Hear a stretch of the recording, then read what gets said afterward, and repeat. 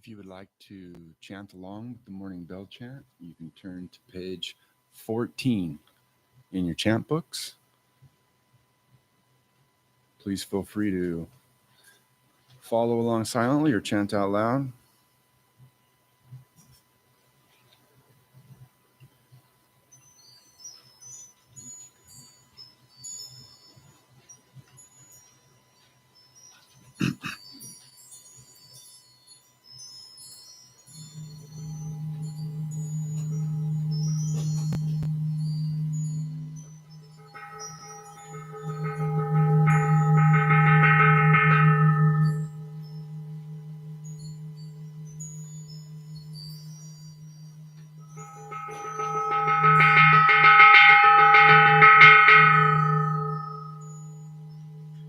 The full awareness of breathing.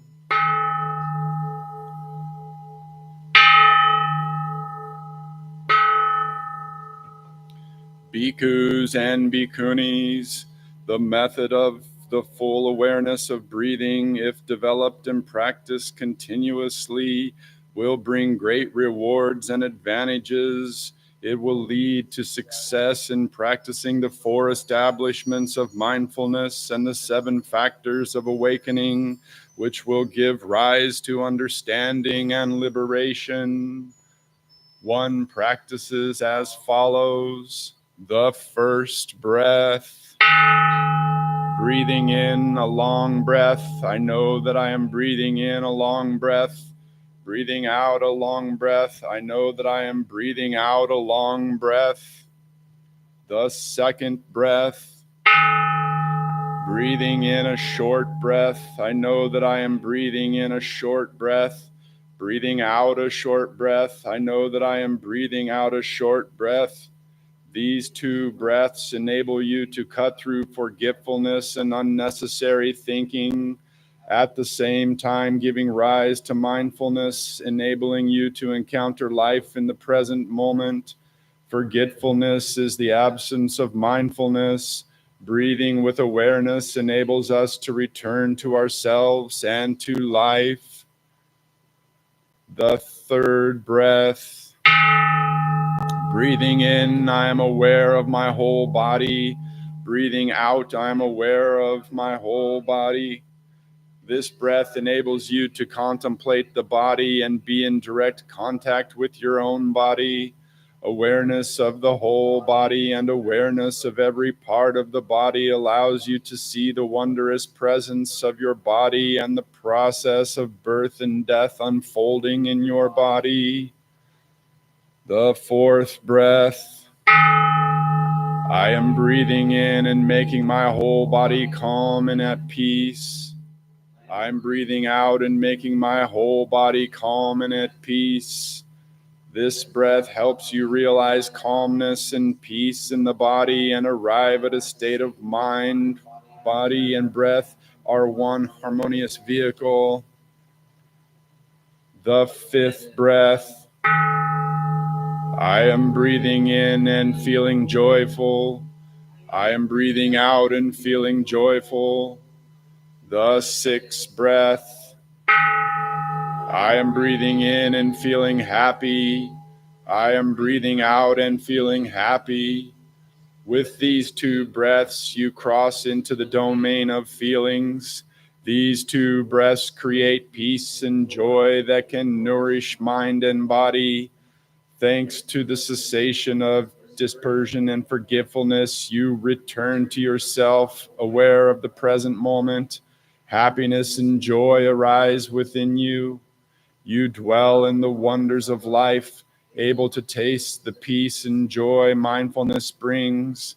Thanks to this encounter with the wonders of life, you are able to transform neutral feelings into pleasant feelings. These 2 breaths thus lead to pleasant feelings. The 7th breath, I am breathing in and aware of the activities of the mind in me. I am breathing out and aware of the activities of the mind in me. The 8th breath, I am breathing in and making the activities of the mind in me calm and at peace. I am breathing out and making the activities of the mind in me calm and at peace. These 2 breaths enable you to look deeply at all the feelings arising within you, whether they are pleasant, unpleasant, or neutral, and enable you to make those feelings calm and at peace. The activities of the mind means, in this case, the feelings. When you are aware of your feelings and can see deeply into their roots in nature, you can control them and make them calm and at peace, even though they may be unpleasant thoughts which arise from desire, anger, and jealousy. The 9th breath. I am breathing in and am aware of my mind. I am breathing out and aware of my mind. The 10th breath. I am breathing in and making my mind happy and at peace. I am breathing out and making my mind happy and at peace. All right. The 11th breath. I am breathing in and concentrating my mind. I am breathing out and concentrating my mind. The 12th breath. I am breathing in and liberating my mind.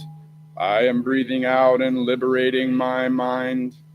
With these 4 breaths, you pass into the 3rd domain, which is mind. The 9th breath enables you to recognize all the states of the mind, such as perceptions, thinking, discrimination, happiness, sadness, and doubt. You recognize and observe these states in order to see deeply into the mind's activities. When the mind's activities are observed and recognized, you are able to concentrate your mind, making it quiet and at peace. This is brought about by the 10th and 11th breaths. The 12th breath enables you to release all obstacles of the mind. Thanks to illuminating your mind, you can see the roots of all mental formations and thus overcome all obstacles. The 13th breath. In breathing in and observing the impermanent nature of all Dharma. I am breathing out and observing the impermanent nature of all Dharma. The 14th breath. I am breathing in and observing the fading of all Dharma. I am breathing out and observing the fading of all Dharma. The 15th breath. I am breathing in and contemplating liberation. I am breathing out and contemplating liberation. The 16th breath. I am breathing in and contemplating letting go. I am breathing out and contemplating letting go. With these 4 breaths, the practitioner passes into the domain of objects of the mind and concentrates the mind in order to observe the true nature of all Dharma. First is the observation of the impermanent nature of all dharmas. Because all dharmas are impermanent, they all must fade. When you clearly understand the impermanent and fading nature of all dharmas, you are no longer bound by the endless cycle of birth and death. Thanks to that, you can let go and attain liberation. Letting go does not mean disdaining or running away from life. Letting go means letting go of craving and clinging so that you do not suffer from the endless cycle of birth and death to which all dharmas are subject. Once you let go and attain liberation, you can live in peace and joy in the very midst of life. There is no longer anything which can bind you. So taught the Buddha how to observe deeply the body, feelings, mind, and objects of the mind through 16 methods of conscious breathing. He also applied the 16 exercises to practicing the 7 factors of awakening, which are full attention, investigating Dharma, energy, joy, ease, concentration, and letting go.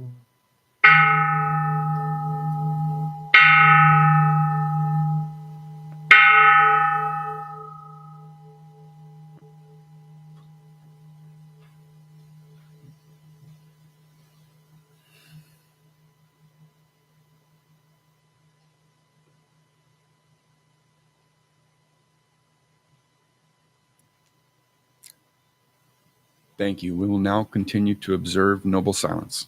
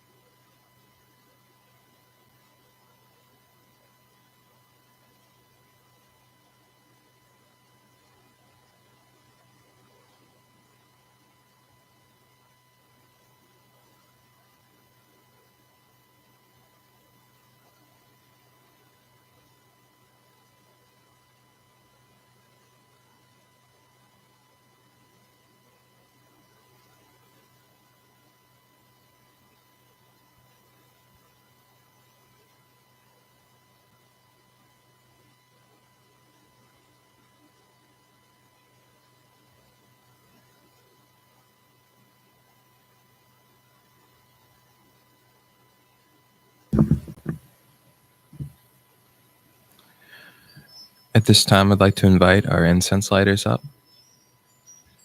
And if the rest of you could turn to page 2, we'll be doing our incense lighting gatha together.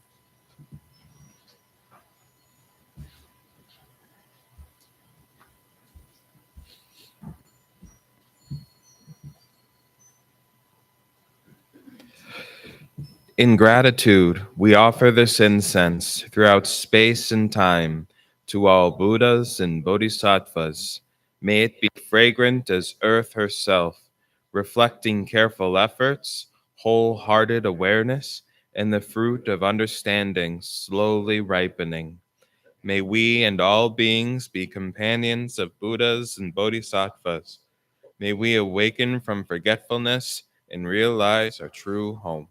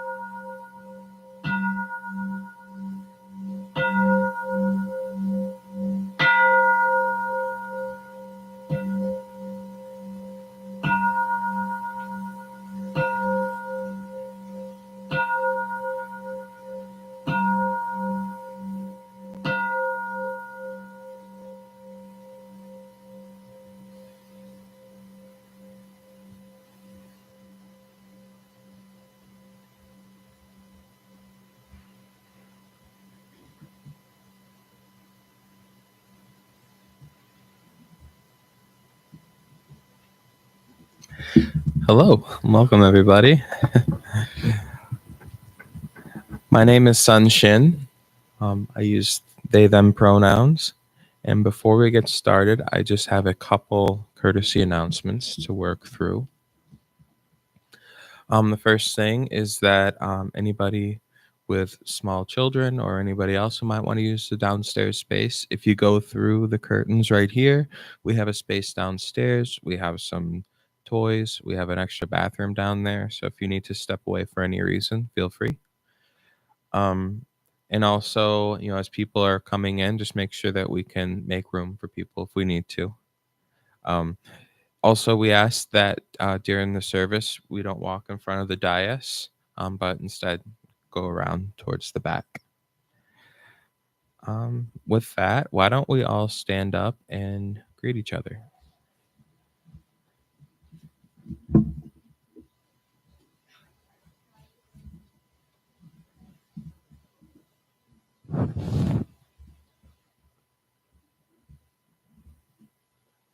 If you could turn to page 3, we'll start our chanting.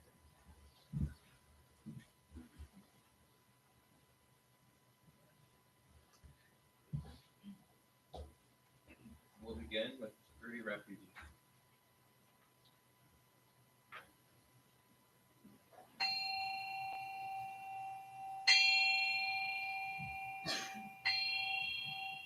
I go for refuge to Buddha, my deeply awakened mind, the living source of understanding and compassion, which must be cultivated to be known fully. I go for refuge to Dharma, the path of mindful living, leading to healing, joy, and enlightenment, the way of peace, which must be cultivated to be known fully. I go for refuge to the Sangha, the loving and supportive community of practice, realizing harmony, awareness, and liberation, which must be cultivated to be known fully. I am aware that the 3 jewels are within my heart. I vow to realize them. I vow to practice mindful breathing and smiling, looking deeply into things. I vow to understand living beings and their suffering. I vow to cultivate loving kindness and compassion, to practice joy and equanimity. I vow to offer joy to one person in the morning and to help relieve the grief of one person in the afternoon. I vow to live simply and sanely, content with few possessions, and to keep my body healthy. I vow to let go of all worry and anxiety in order to be light and free. I am aware that I owe so much to my parents, teachers, friends, and all beings. I vow to be worthy of their trust, to practice wholeheartedly, so that understanding and compassion will flower, and I can help living beings be free from their suffering. May the Buddha, the Dharma, and the Sangha support my efforts.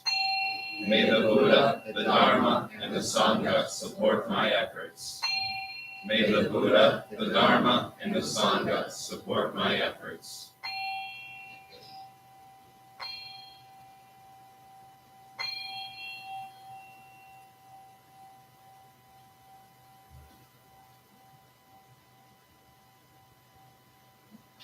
And if you'll turn to the next page, we'll do the Heart Sutra together.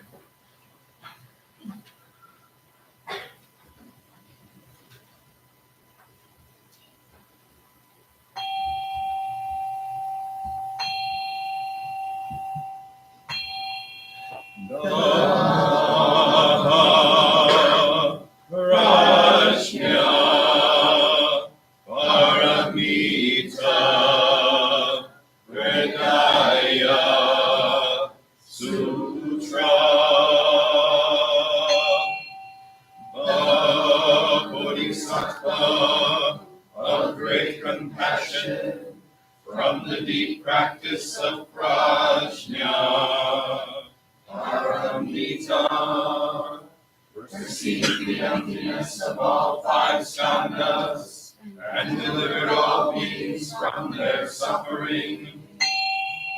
O Shariputra, form is no other than emptiness, emptiness no other than form. Form is emptiness, emptiness form. The same is true of feeling, thought, impulse, and consciousness. O Shariputra, all dharmas are empty. They are not born nor annihilated. They are not defiled nor immaculate. They do not increase nor decrease. So in emptiness, no form, no feeling, no thought, no impulse, no consciousness. No eye, ear, nose, tongue, body, mind. No form, sound, smell, taste, touch, or objects of mind. No realm of sight, no realm of consciousness. No ignorance, nor extinction of ignorance. No old age and death, no extinction of them. No suffering, no cause of suffering, no cease from suffering, no path to the out of suffering, no knowledge, no attainment, no realization, for there is nothing to attain.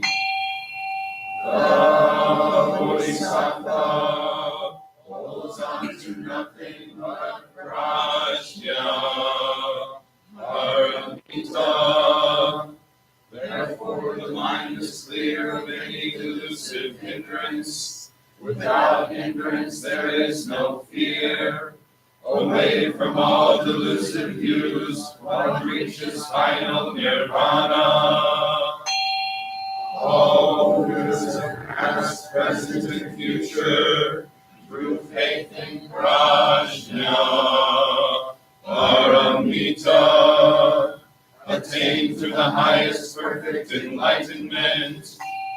Know then the Prajna, Paramita, is the great Dharani, the radiant, peerless mantram, the utmost supreme mantram, which is capable of allaying all pain. This is true beyond all doubt. Proclaim now the highest wisdom, the Prajna, Paramita. Gate, gate, aragate, arasangate, bodhisvaha. Gate, gate, aragate, arasangate, bodhisvaha.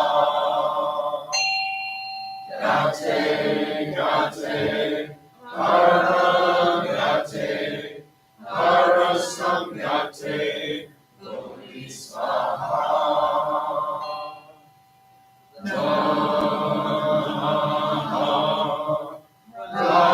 Prajna, Paramita, Hridaya, Sutra.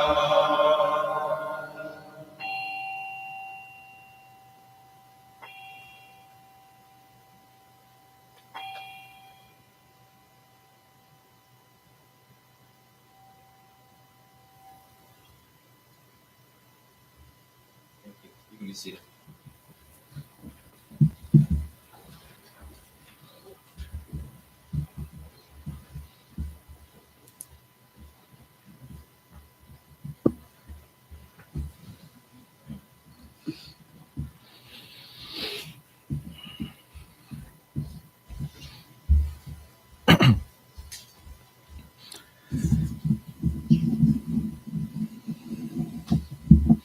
Hello, everybody. I'm going to do something a little bit different today. I wanted to talk about a book that I recently finished, and it's become one of my favorites. I really love this book, and it's not a Buddhist book, but and maybe I'm just biased and I have Buddhist eyes, but it's definitely a Buddhist book. um, and some of you may know this book. It's called Braiding Sweetgrass by Robin Wall Kimmer. And just for some background, if you're not familiar, they are a part of the Potawatomi Nation, so they are indigenous, as well as their background is in botany. And so they have a really big plant background. And that's kind of the entirety of this book in a nutshell, is them trying to come to terms with and marrying their sort of Western understanding of the science of agriculture, as well as their indigenous understandings of agriculture. Um, as a Buddhist, I really appreciated this book because it kind of reminded me that all of these practices are just different fingers pointing at the moon, at the same thing. Another thing that really hit me is the wisdom in this book passed down by the indigenous people of this country most likely predates even the teachings of Buddha himself. And I think there's some sort of gratitude that we find in finding the wisdom in literally the land that we're sitting on right now, and trying to pull from that wisdom. This is a really great book. It's not really a narrative, it's more of a memoir, and you can definitely skip around. But I want to read from one of my favorite chapters, and I won't read the whole thing to you, but I kind of underline in some excerpts, and we'll talk about it.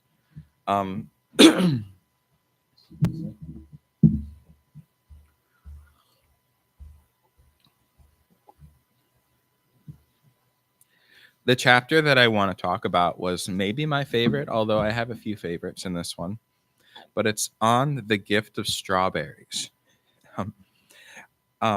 And it opens up with the narrator talking about when they were a child and how they used to go out and pick wild strawberries. And I will read first. They say, "Strawberries first shaped my view of a world full of gifts, simply scattered at your feet. A gift comes to you through no action of your own, free, having moved towards you without your beckoning. It is not a reward. You cannot earn it, or call it to you, or even deserve it. And yet it appears. Your only role is to be open-eyed and present. Gifts exist in a realm of humility and mystery. As with random acts of kindness, we do not know their source." And then they go on to say, "I experienced the world in that time as a gift economy.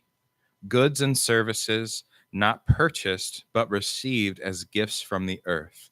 Of course, I was blissfully unaware of how my parents must have struggled to make ends meet in the wage economy, raging far from the field and our family. The presents we gave one another were almost always homemade. I thought that this was the definition of a gift, something you made for somebody else. We made all our Christmas gifts, piggy banks from old Clorox boxes, hot pads from broken clothespins, and puppets from retired socks. My mother says it was because we had no money for store-bought presents. It didn't seem like a hardship to me. It was something special. Gifts from the earth or from each other establish a particular relationship, an obligation of sorts to give, to receive, and to reciprocate. The fields gave to us, and we gave to my dad, and we tried to give back to the strawberries. When the berry season was done, the plants would send out slender red runners to make new plants. Because I was fascinated by the way they would travel over the ground looking for good places to take root, I would weed out little patches of bare ground where the runners touched down. Sure enough, tiny little roots would emerge from the runners, and by the end of the season, there were even more plants, ready to bloom under the next strawberry moon.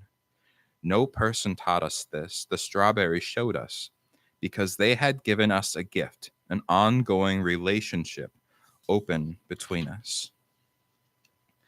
It's funny how the nature of an object, let's say a strawberry or a pair of socks, is so changed by the way it has come into your hands as a gift or a commodity. A pair of wool socks that I buy at the store, red and gray striped, are warm and cozy. I might feel grateful for the sheep that made the wool and the worker who ran the knitting machine. I hope so. But I have no inherent obligation to those socks as a commodity, as private property. There's no bond beyond politely exchanged thank yous with the clerk. I have paid for them, and our reciprocity ended that minute. I handed the money. The exchange ends once parity has been established, an equal exchange. They become my property. I don't write a thank you note to J.C. Penney. But what if those very same socks, red and gray striped, were knitted by my grandmother and given to me as a gift? That changes everything. A gift creates ongoing relationship. I will write a thank you note. I will take good care of them. And if I am very gracious, a grandchild, I'll wear them when she visits, even if I don't like them. When it's her birthday, I will surely make her a gift in return. As a scholar and writer Lewis Hyde notes, it is the cardinal difference between a gift and a commodity exchange that a gift establishes a feeling bond between two people.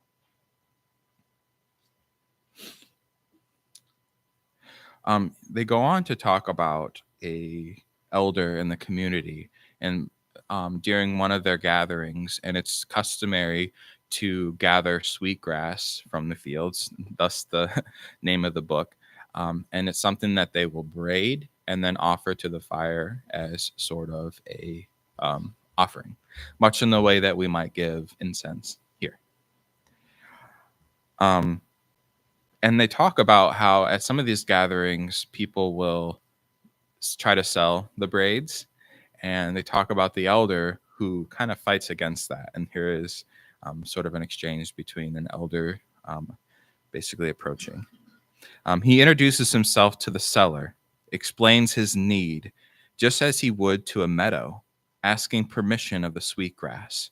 He cannot pay for it, not because he doesn't have the money, but because it cannot be bought or sold and still remain its essence for ceremony. He expects sellers to graciously give him what he needs, but sometimes they don't. The guy at the booth thinks he's being shaken down by an elder. Hey, you can't get something for nothing, he says, but that is exactly the point. A gift is something for nothing, except that certain obligations are attached. For the plant to be sacred, it cannot be sold. Reluctant entrepreneurs will get a teaching from Wally, but they will never get his money. The fundamental nature of gifts, they move and their value increases with their passage. The fields made of gifts of berries to us, and we made a gift of them to our Father. The more something is shared, the greater its value becomes. This is hard to grasp for societies steeped in notions of private property, where others are, by definition, excluded from sharing. Practices such as posting land against trespass, for example, are expected and accepted in a property economy, but are unacceptable in an economy where land is seen as a gift to all. From the viewpoint of a private property economy, the gift is deemed to be free because we obtain it free of charge at no cost. But in the gift economy, gifts are not free. The essence of the gift is that it creates a set of relationships. The currency of a gift economy is, at its root, reciprocity.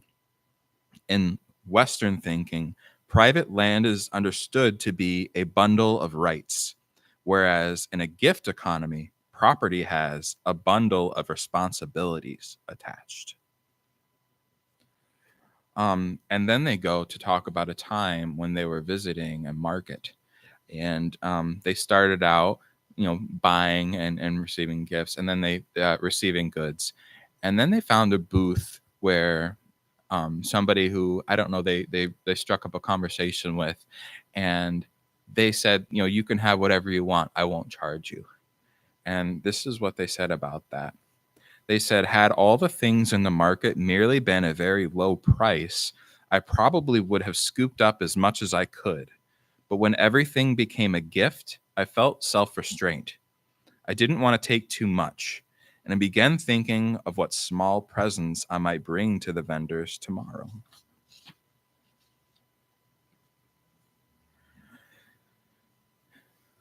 Our human relationship with strawberries is transformed by our choice of perspective. It is human perception that makes the world a gift. Objects will remain plentiful because they are treated as gifts. A gift relationship with nature is a formal give and take that acknowledges our participation in and dependence upon natural increase. We tend to respond to nature as a part of ourselves, not a stranger or alien available for exploitation. How in our modern world can we find our way to understand the earth as a gift again, to make our relations with the world sacred again? I know we cannot all become hunter-gatherers living in a world that could not bear our weight, but even in a market economy, can we behave as if the living world were a gift? We could start by listening to Wally. There are those who will try to sell the gifts, but as Wally says of sweetgrass for sale, don't buy it. Refusal to participate is a moral choice. Water is a gift for all, not meant to be bought and sold. Don't buy it. When food has been wrenched from the earth, depleting the soil and poisoning our relatives in the name of higher yields, don't buy it. And then the chapter ends with this. To eat the sour white ones, referring to the strawberries that aren't quite ready, sometimes out of hunger, but mostly from impatience. I knew the long-term result of my short-term greed, but I took them anyway. Fortunately, our capacity for self-restraint grows and develops like the berries beneath the leaves. So I learned to wait, just a little. I remember lying on my back in the fields, watching the clouds go by and rolling over to check the berries every few minutes. When I was young, I thought the change might happen so fast. Now that I'm old, I know that transformation is slow. The commodity economy has been here on Turtle Island, which is the indigenous name for, well, the United States, but that is the land that we're on now. The commodity economy has been here on Turtle Island for 400 years, eating up the white strawberries and everything else. But people have grown weary of the sour taste in their mouths. A great longing is upon us to live again in a world made of gifts. I can scent it coming, like the fragrance of ripening strawberries rising on the breeze.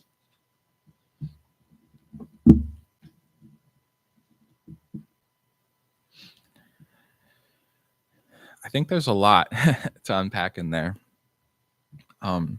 There's definitely lessons on the Buddhist concepts of Dharma and what that means to give. To give isn't just to keep the lights on in the temple, but it creates that relationship between two people. Like they said in the book, giving isn't giving for free. It's acknowledging that responsibility. It's taking that on. It's also acknowledging our own place in the earth as this interconnected system, right? And I think when you see the world as that connected place, the strawberry, the roots into the earth, the person gathering and moving the ground so that the strawberries can take root. The patience it takes to wait for that strawberry to ripen. It's all one thing. It's all connected. And I think that's kind of what they're getting at here too.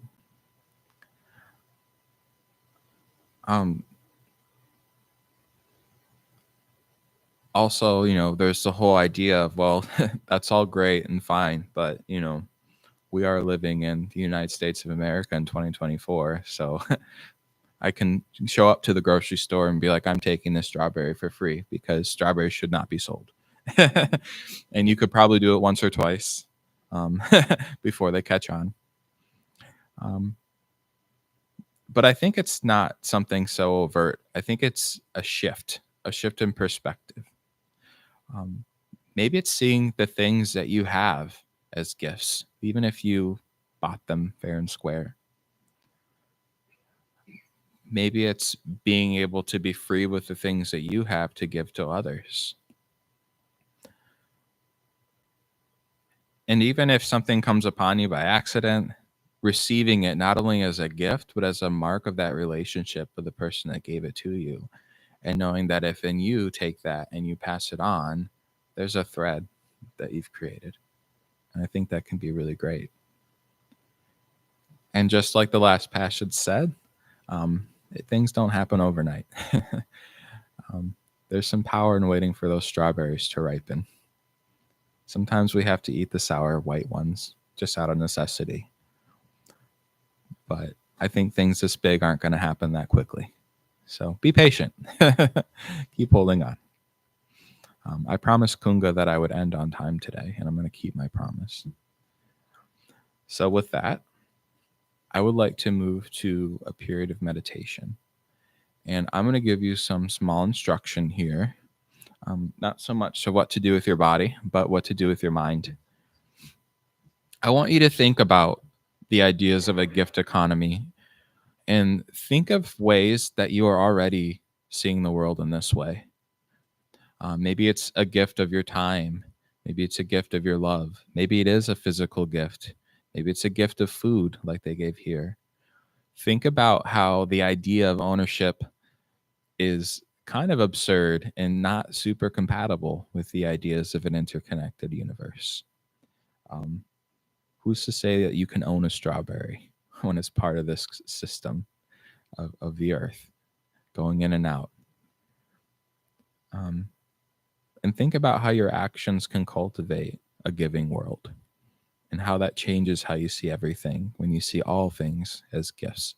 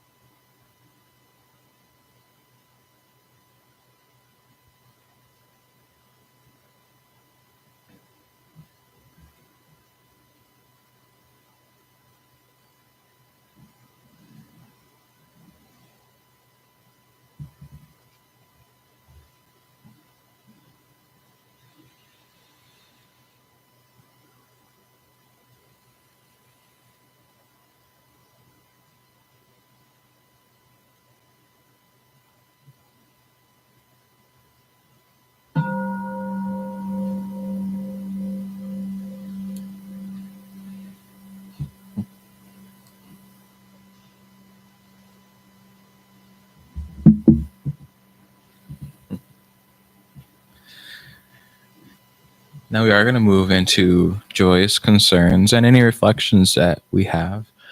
Before we start, I'm going to give my one last sort of reflection on that chapter. After we meet here, I'm most likely going to go get some food. Hopefully that food will look pretty close to the way the earth gave it. Maybe a strawberry. Even if I buy this food with my money and I, contribute to the sort of commerce economy, I'm going to take this food and remember that it is a gift. It's a gift from the earth. And in eating that food, I'm going to realize that sort of relationship between myself and the earth that is sort of created just by consuming that food. And it's owe to the earth and how grateful that I can be. And that we're in today in 2024, I think there's room for that intimate gratitude to the earth herself. So that'll be my own homework today. Do we have a microphone that we can go around? So yeah, if anybody else has any joys or concerns or just general comments, please raise your hand and we'd love to hear.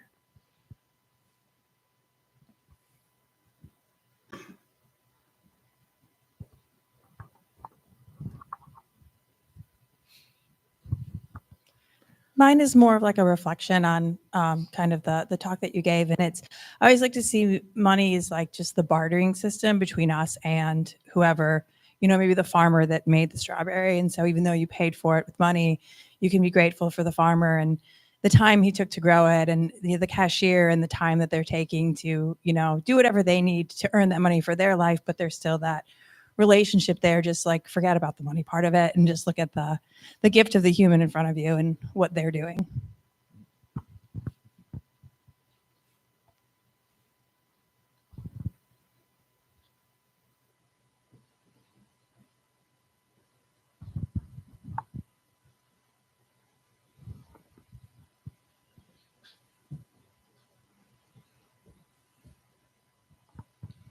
Good morning.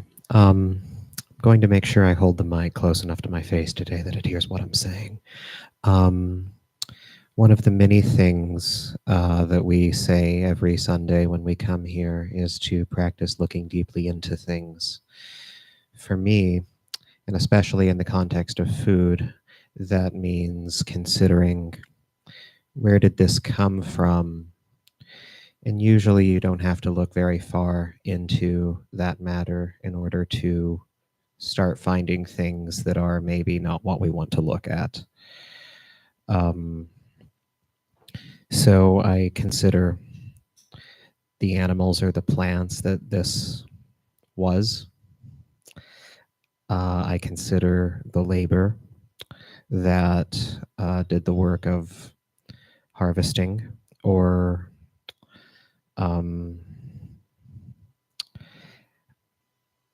there's no way around it in some cases slaughtering what I have in front of me. Downstairs there is a list of contemplations before eating that comes from Thich Nhat Hanh, and I think that is very relevant here. This food is the gift of the whole universe. And that includes the organisms that it was and the people who have worked hard in order to put this in front of me. And considering that food is one of the ways that I am inclined to distance myself from everything that is going on around me, this has been really, really helpful in my own practice. That's all. Thank you. Sorry.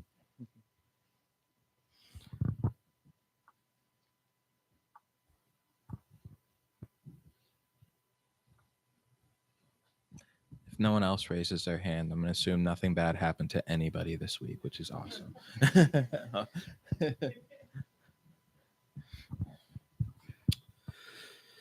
Hi, Sangha. A couple of things. Just a small joy. February 15th, I have a judo competition first one. Really excited about that. But relating to the talk for today, and this is sort of a concern of mine. In my work, in my office, and everyone goes through this too. We have an individual who, clearly doesn't care for me, and we are stuck having to work with this person. And I find myself during our meetings to, I have like these negative thoughts about them, and and you can name it too, like this person is being fake, this person is being this, and getting back to the talk of giving this gift, the best that I can give in this professional setting is a gift of kindness and understanding, and recognizing that there are instances where I myself act that way in front of different people sometimes as well. So I am myself not innocent from what I feel like this person is doing to me, in some regard. And trying to, as I go through, each day, just trying to be mindful of that and recognize that this person is also human too. And hopefully one day we will have a solid professional professional working relationship. And that's the best I can hope for. And I hope this person has a wonderful holiday. And, that's, I don't know. I just think that that's like as close as I can get to the gift of the talk today. So.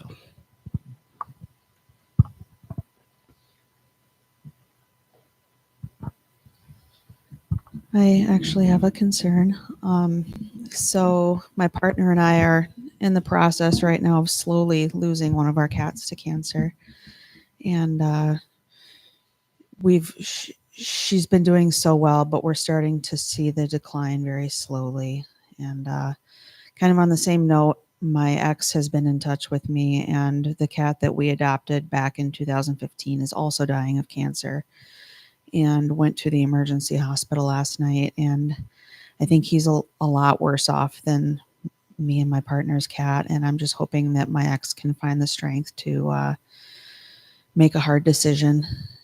And that said, I work in veterinary medicine, and I don't know what it is about this time of year, but there's been a lot more euthanasias lately and a lot more emergencies. And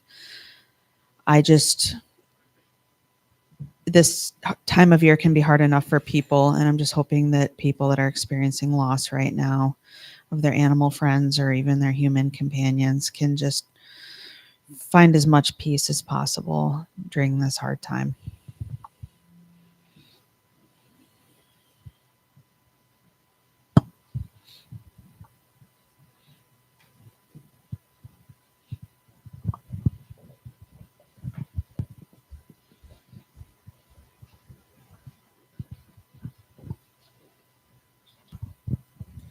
Hello, Sangha. Really quick, I guess, while I was meditating, I was trying to think, where in my life do I not appreciate gifts, or maybe not look at things that either I get or I buy or whatever, just, in a possessive way. And I was struggling because I'm somebody that doesn't really pay attention to even what he's wearing, what he has around him. I have few possessions that I really care about, I guess. As long as I have my needs met, I'm fine. But then as I was meditating, I immediately started thinking about negative emotions that I've had recently regarding my relationships. To be vague, I guess, there are moments that, being honest, I do get possessive and jealous and upset with how people interact with me, with what I think I deserve or what they deserve, or what I've given or what I've gotten. And so I started thinking about that and about what you said regarding how we should look at gifts and what you read. And I thought I should really look at how I interact with these people that I supposedly care about as a gift. The time that I spend with them, how we interact with each other. It's not about who deserves what, because, you know, I mean, I do believe we all deserve compassion and love. But looking at my interaction with them, not so much in a, I should do this, we should do that, we should feel this way, but more so us being with each other or talking to each other or sharing a moment is a gift in and of itself. And I should be appreciative of that moment and of that person just because. And that way I don't have to feel so upset. I don't have to feel so like irked or bothered by something because it didn't go a certain way or I didn't get something. Whatever I get out of it, whatever I, you know, however I interact with that person, it is a gift, and it can be wonderful, and I can be appreciative of the moment, even if I feel bad sometimes or I feel like something unjust was done. I can learn from that, and I can learn how to be happy and gracious regardless. That's what I have to say.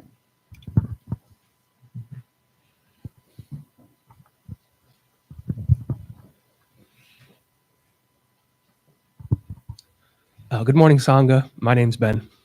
I have two joys. The first joy is, Shin, thank you for bringing these words from that book to us today. It's lovely at this time of year to think about gifts in this way. The second thing is I have a joy to celebrate with you all that I am 6 months post-transplant and therefore 6 months cancer-free. So thank you.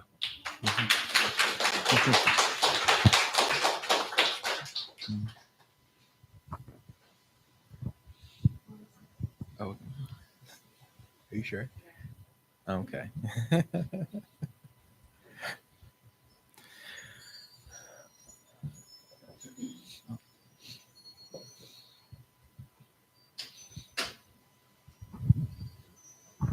Hello, Sangha. I have a joy. I'm just glad that Christmas, as well as the New Year, is coming around finally after it's been what feels like a long year, especially with how 2024 has had a lot of things in store for all of us.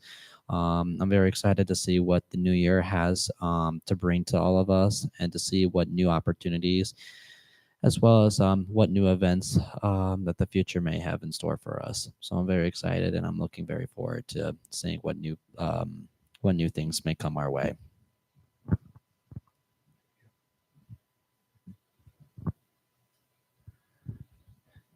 All right. Well, I did want to take a little bit of time just to kind of hold that all in. Okay.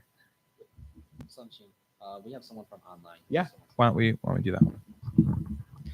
The person we have online is Gene Snyder. He has a joy and a concern. His concern is that his friend's sister-in-law's cancer has come back while she was pregnant, and as a result, she had to get an emergency C-section. The procedure had gone well, but he realizes that they both have a long journey ahead of them. He wishes for people here to, keep being his friends, or I'm sorry, he wishes for people to stay being his friends, and his friend's sister-in-law's family in the Sangha's thoughts, and wish them good health. His joy is is his ability to attend the live stream virtually, and this being here virtually.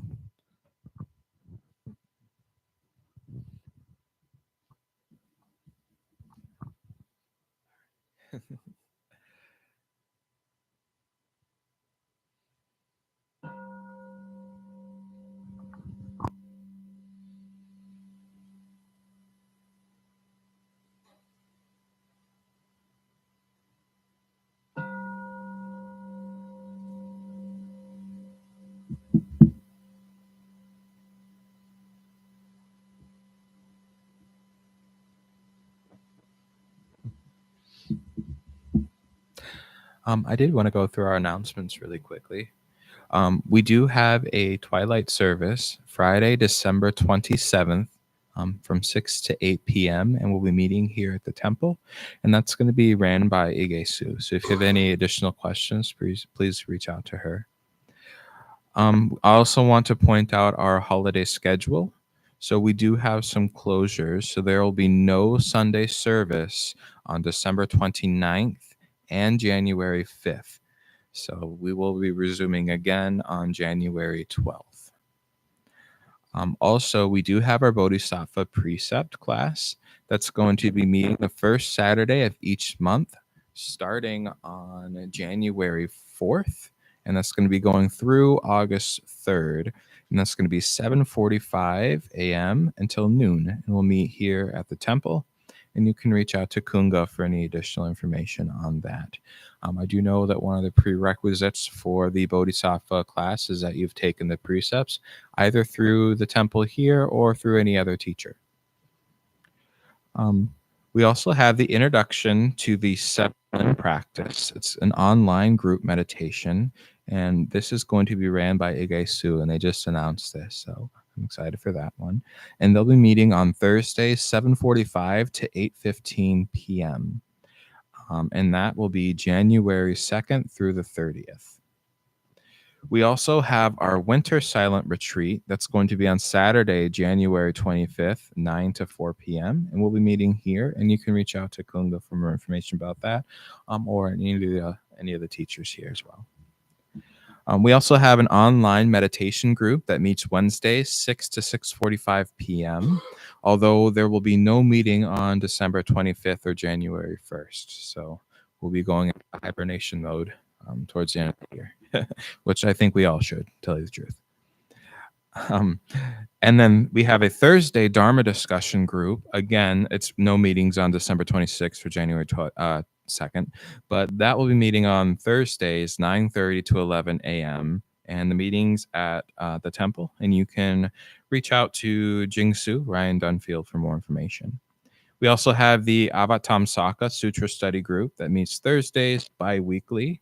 But the next meeting isn't until January 9th. So again, curl up in a cave and get some sleep, because we won't be doing a whole lot for the end of the month, the beginning of the year. So, and that meets 7 to 9 p.m. on Thursdays. And you can contact Will or Upsaka John for more information. We also have our Buddhist-based recovery meeting. It's Monday, 6:30 p.m. Meditation begins, and 7 for the meeting. That's here at the temple. And then Wednesdays at 6:30 p.m. at the Alano Club. And Fridays at 10:05 a.m. the meditation begins, 10:30 meeting beginning. And that is either at the temple or through Zoom. And you can contact Youngsu or Juexinsu for more information. Do we have any other announcements to bring up? Yes.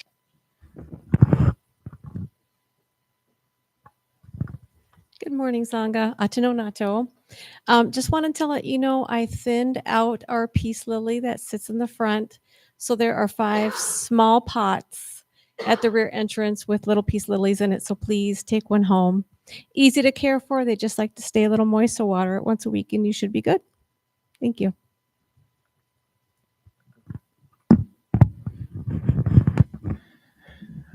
All right. With that, let's do our closing gatha. So if we will turn to page 6 and please stand.